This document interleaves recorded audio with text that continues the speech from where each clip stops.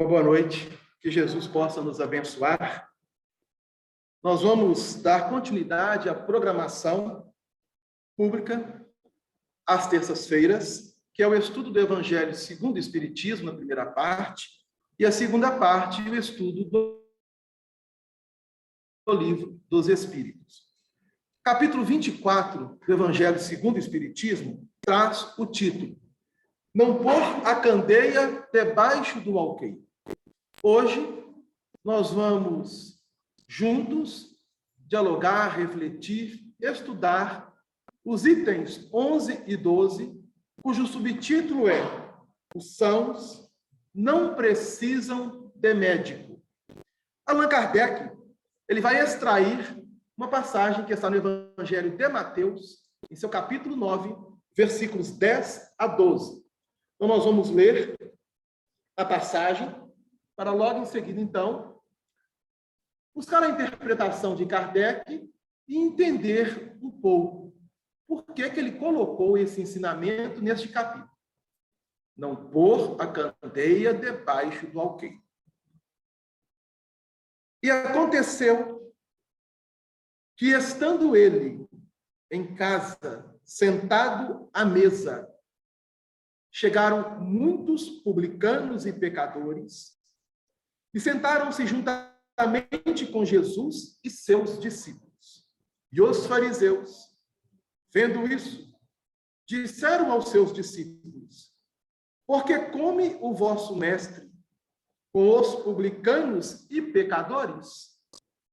Jesus, porém, ouvindo, disse-lhes: Não necessitam de médico os sãos, mas sim os doentes.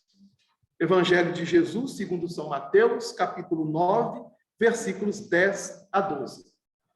Esta é a passagem que Allan Kardec extrai e coloca no item de número 11 do Evangelho segundo o Espiritismo.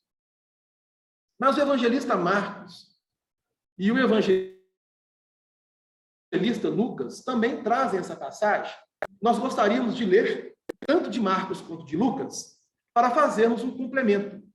Marcos está no capítulo 2,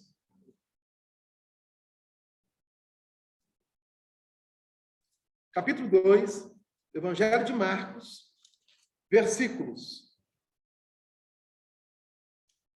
14 a 17. Vou ler o 15 a 17.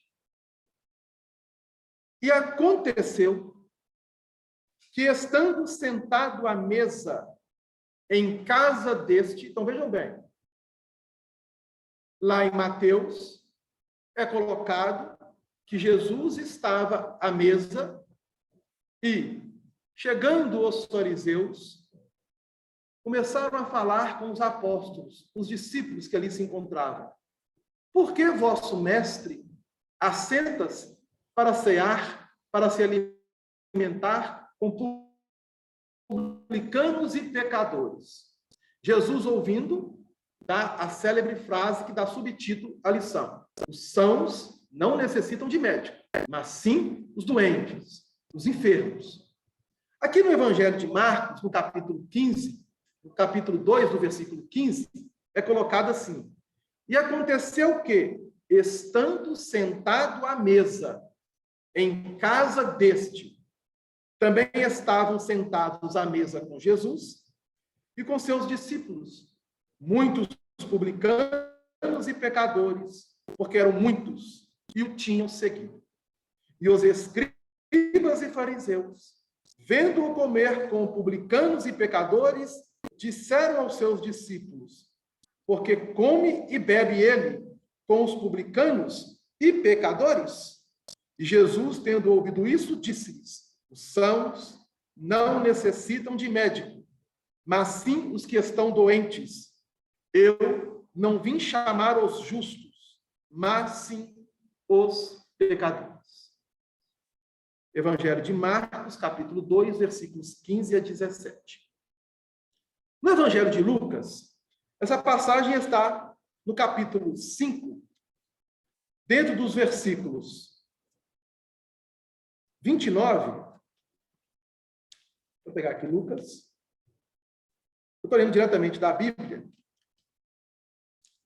para nós fazermos aqui uma analogia. Dentro do capítulo 5 de Lucas, versículos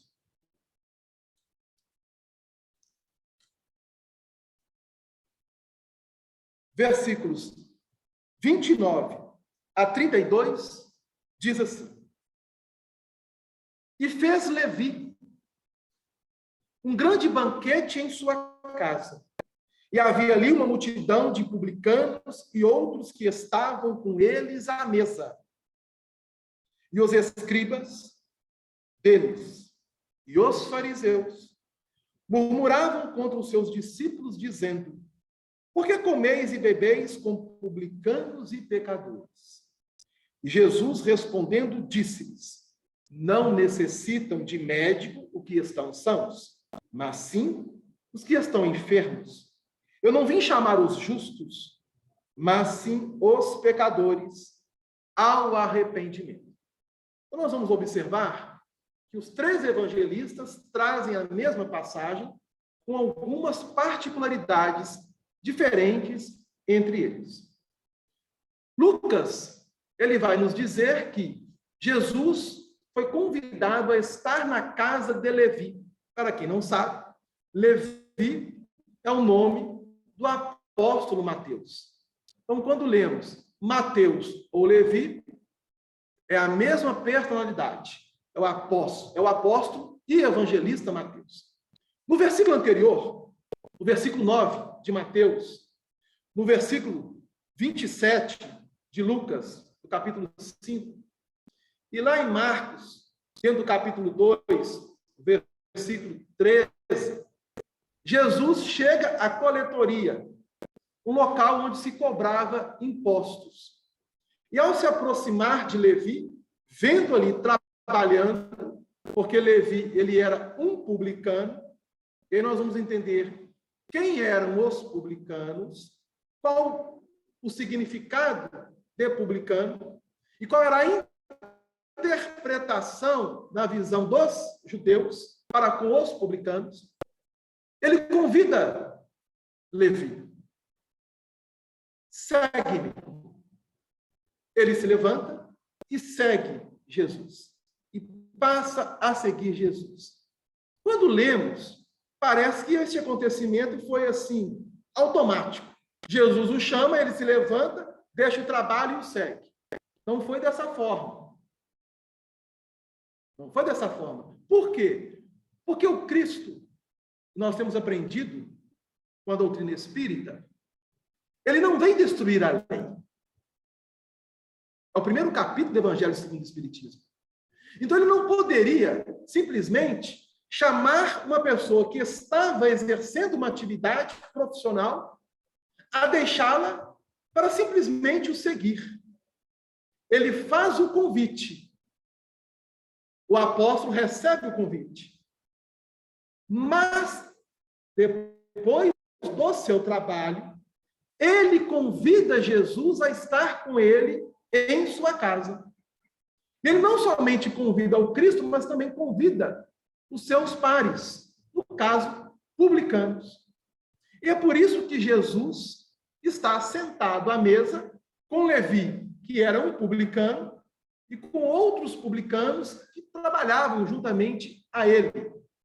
E, obviamente, os discípulos mais próximos ali presentes. É interessante porque Allan Kardec extrai do capítulo 9. No capítulo 10, sem aqui querer entrar em cronologia, mas dentro do Evangelho de Mateus, Jesus vai convidar, dentre os inúmeros discípulos, 12 para serem apóstolos diretos. Então, houve o convite a inúmeros corações, mas dentre esses corações, Jesus vai escolher 12 para estar mais próximo a ele, a fim de receberem ensinamentos mais diretos, a tal ponto que hoje nós nos encontramos aqui, dentro da terceira revelação, mas as bases da segunda revelação. A segunda revelação trazida ao mundo por Jesus, o amor. A terceira revelação, o Espiritismo. Lá no capítulo 1 do Evangelho segundo o Espiritismo, nos itens 5, 6, 7, Allan Kardec nos fala isso. A terceira revelação, sendo a doutrina dos Espíritos. E outra coisa interessante que nós vamos destacar. Lucas coloca na fala de Jesus o que Mateus e Marcos não colocam. Eu não vim chamar os justos, mas sim os pecadores. E aí, estamos atentos a esta palavra, ao arrependimento. Vim chamar para que eles busquem o arrependimento. Bom, no item 12 do Evangelho segundo o Espiritismo, o Allan Kardec ele vai abrir um diálogo interpretativo para que nós possamos, então, trabalhar esses versículos, no caso de Mateus 10 e 12, Lucas, capítulo 5, versículos 29 a 32, e Marcos, capítulo 2, versículos 14, 15 e 16. Mas Allan Kardec diz, Jesus dirigia-se, sobretudo, aos pobres e aos deserdados, porque são eles os que mais necessitam de consolação. Ele está abrindo um diálogo. Jesus veio para todos, independente da posição social, independente da etnia a que pertencia. Porque a mensagem de Jesus, hoje, conscientizando-nos disso, ela é universal. Adelano, por que a mensagem de Jesus é universal? No Livro dos Espíritos, dentro da questão 625, quando Kardec questiona a espiritualidade, qual o tipo mais perfeito que Deus ofereceu-nos para que pudéssemos seguir e ser para nós a referência maior, de forma unânime, os espíritos superiores colocam: vede Jesus. Bom, então Jesus é o nosso guia e modelo. Se ele é o guia e modelo, é de toda a humanidade. Porque conforme também esclarece-nos a doutrina espírita, ele é o co-criador do orbe em que nós habitamos, o planeta Terra. Isso quer dizer que, antes do planeta Terra ser formado, Jesus, o Espírito, que nós conhecemos na Terra pelo nome de Jesus, já era um Cristo planetário. Se nós pegarmos de acordo com a ciência os dados de quando surgiu a Terra, ela nos informa aproximadamente 4,5 bilhões de anos. 4 bilhões e 500 milhões de anos. Aproximadamente. Porque não há um número exato. Nós, seres humanos, trabalhamos com os números. E eles são muito importantes. Mas todos os nossos números e os nossos cálculos, dentro da visão dos espíritos superiores, são quiméricos. No sentido de darmos data precisa a fatos e acontecimentos. Quem nos informa isso são os espíritos. Questão 48 do Livro dos Espíritos. Quando eles assim dizem a Kardec: todos os vossos cálculos são quiméricos. Por quê? Nós calculamos de acordo com o posicionamento da Terra ao Sol e do movimento que ela faz. Rotação em torno de si mesma. Translação em torno do Sol. Daí tiramos o dia, a semana, o mês, o ano, as décadas, os séculos, os milênios. Mas se nós sairmos da Terra e formos para um outro planeta, como que é, então, o dia, a semana, os meses, os anos? São completamente diferentes, porque cada orbe do sistema faz um movimento em torno de si mesmo, em torno do Sol, e a órbita não é a mesma da Terra. Embora todos estão alinhados. Se Jesus é o Cristo planetário, se ele conduz a humanidade, e num dado momento este Espírito vem até nós, qual foi o objetivo dele ter vindo? De simplesmente mostrarmos que se fazia necessário sofrer e passar pelas mais diversas dores e termos um final, entre aspas, no caso do Cristo, na visão humana, infeliz, ser julgado, sido levado à condenação e colocado em uma cruz? Bom, tudo isso tem um porquê. E a doutrina espírita, ela vai nos trazendo as respostas. Só que nós não vamos adentrar nisso. Estamos apenas aqui abrindo um leque para as nossas reflexões. Porque quando ele diz, não vim para os justos, mas para os doentes, para os deserdados da sorte, entre aspas, né? Sorte aí entre aspas. Para os infelizes, para os enfermos, porque eles necessitam. E aí Kardec coloca, Jesus dirigia sobretudo aos pobres e aos deserdados. Quem é pobre? Quem é rico? Quem é deserdado? Quem não é deserdado?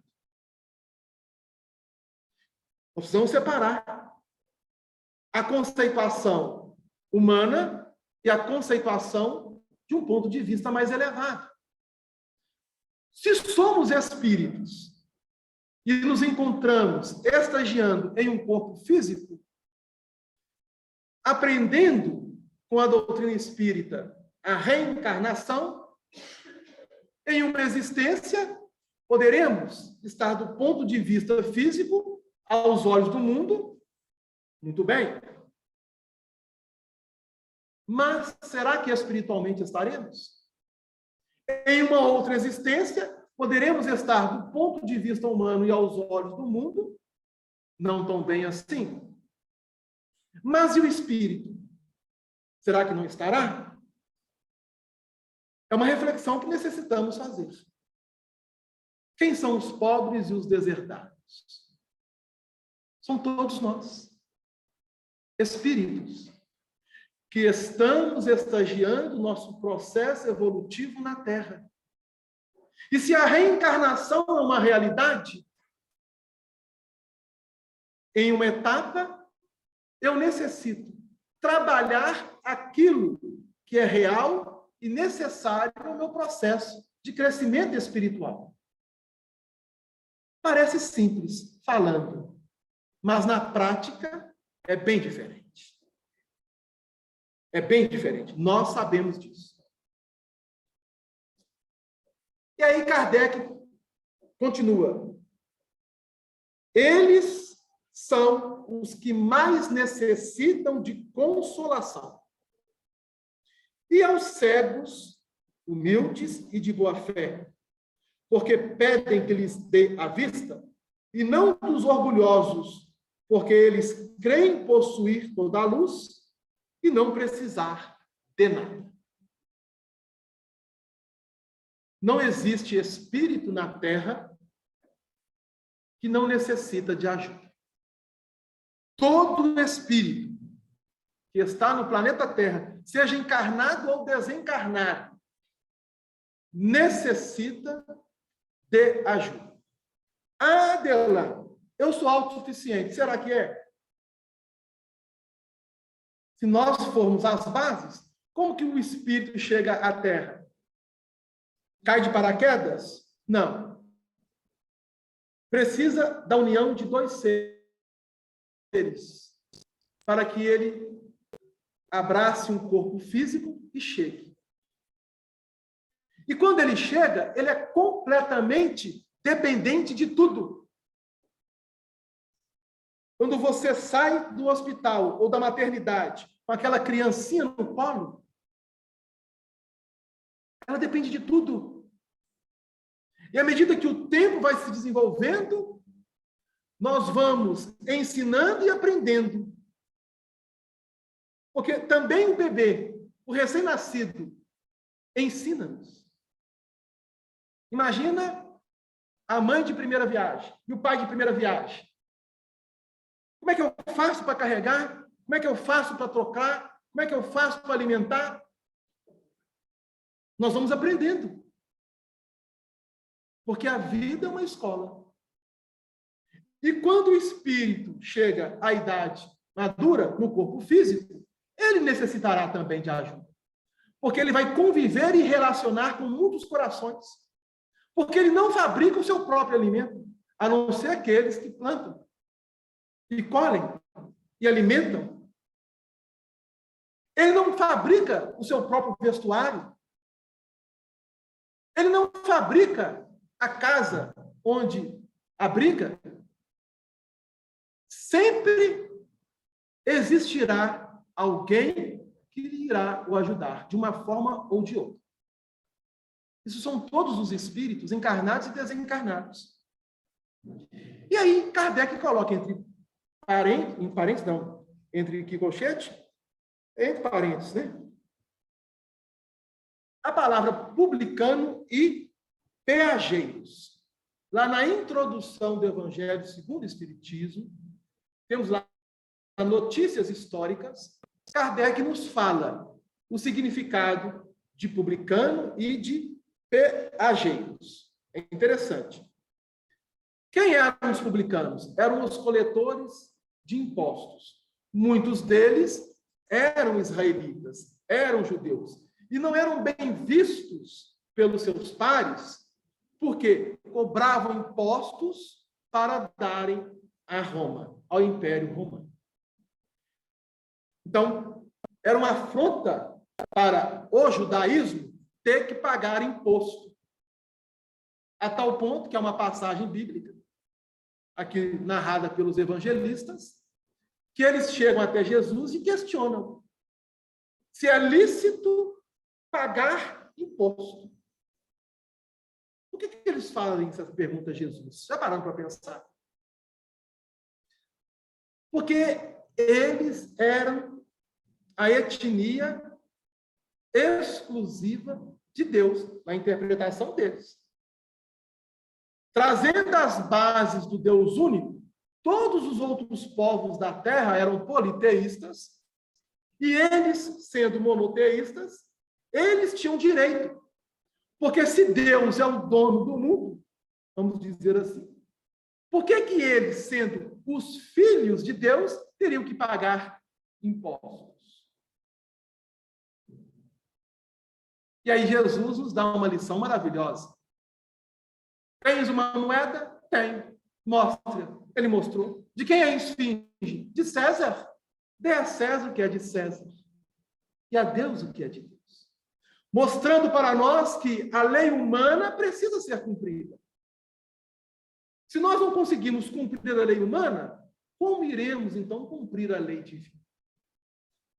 Nós estamos no campo da materialidade. Existem leis e necessitamos nos ajustar, nos adequar a essas leis. Só assim estaremos crescendo e contribuindo para o progresso da humanidade e para o progresso íntimo.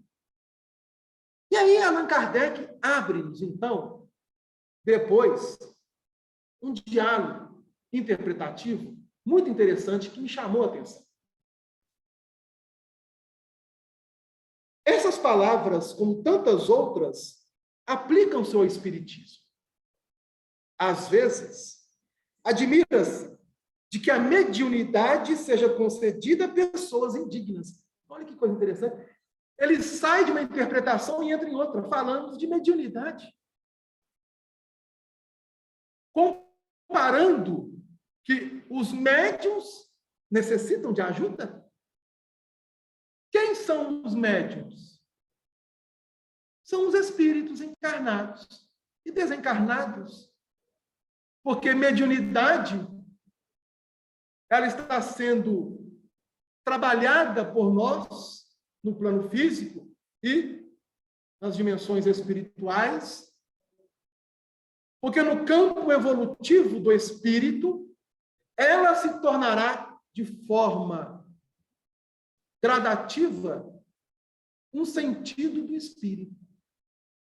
Nós não temos a visão, não temos a audição, não temos o paladar, o tato, o olfato. Nós conquistamos isso através da evolução. Da mesma forma, a mediunidade está sendo incorporada ao espírito para que ele aprenda a lidar a fim de que se torne um sentido. E por que a mediunidade, então, do ponto de vista de muitos de nós, às vezes é alvo de dores e sofrimentos? Será que os médiuns são indignos de ter essa faculdade e apresentá-la? E por que há médiuns que são considerados dignos e indignos? Porque a faculdade, como Allan Kardec vai nos ensinar, não é inerente, aliás, a faculdade mediúnica ou a mediunidade é inerente a uma condição orgânica de que todos podem ser dotados como a de ver, ouvir e falar. Então, vejam bem. Quando o espírito reencarna com a faculdade mediúnica como proposta de levá-la no plano físico e canalizá-la a benefício de si mesmo e da humanidade, ele já traz na sua organização física uma predisposição entre os órgãos para que essa faculdade ecloda em dado momento.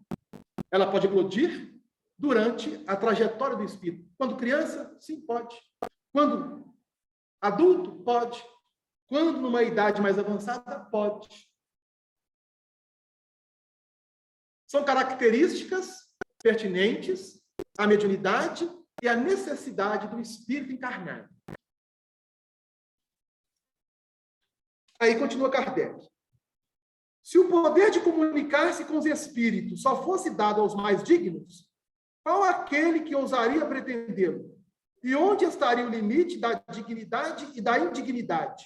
A mediunidade é dada sem distinção, a fim de que os espíritos possam levar a luz a todas as camadas, a todas as classes da sociedade, ao pobre como ao rico, aos virtuosos para os fortalecer no bem e aos viciosos para os corrigir. Esses últimos não são os doentes que precisam de médico? Os viciosos. Quem de nós não alimentamos vício ou vícios? Vícios físicos e vícios morais. Allan Kardec, então, faz uma analogia deste ensinamento de Jesus, que ele não veio para os sãos, e sim para os doentes, para os enfermos, para os viciosos, porque eles necessitam de ajuda. E se nós nos encontramos aqui encarnados ou desencarnados, é porque precisamos uns dos outros, e principalmente de Deus, do Cristo, para que eles possam dar a nós a condição necessária de caminharmos por nós mesmos e sermos dotados de luz com um único objetivo: atingirmos a felicidade.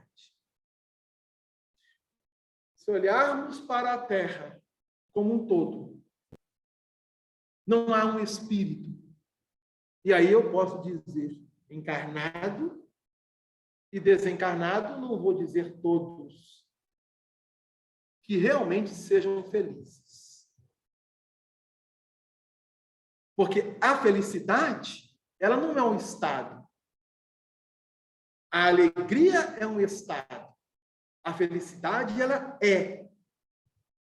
E nós estamos buscando alcançar esse patamar. Como? Através do trabalho digno que a espiritualidade nos concede na reencarnação e nos intervalos de uma reencarnação para a outra.